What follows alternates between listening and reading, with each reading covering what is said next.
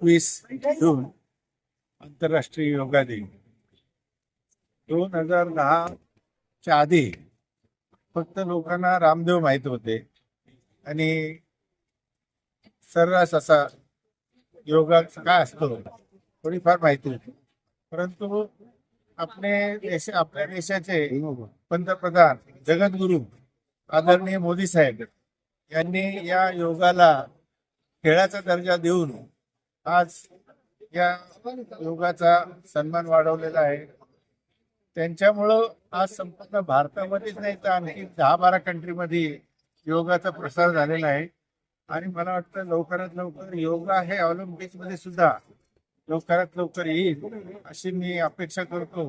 आणि आदरणीय मोदी साहेबांनी या योगाला जे प्राधान्य दिले आणि ज्याचा त्यांच्यामुळे जो प्रसार झालाय त्याच्याबद्दल त्यांचे सुद्धा मी मनापासून धन्यवाद मानतो.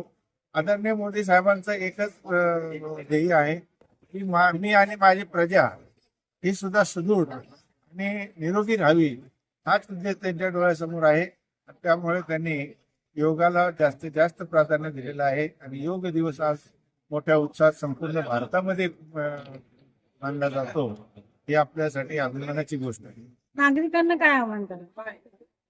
नागरिकांनी जमल त्यावेळेस जसं जमल ते प्रत्येकाला काही सकाळीच योगा ब्रह्ममुहूर्तामध्ये करता येईल असं शक्य नसलं तरी ज्या वेळेस त्याला जमल जे काय छोटे मोठे आसन करता येतील ते घरच्या घरी करावे. त्यांनी त्याच्यासाठी जीपीके ग्रुपने त्यांना मॅट फ्री देऊन टाकलेला आहे. त्यांनी घरामध्ये योगा करावं, परत पुढच्या वर्षी याच ठिकाणी भेटावं.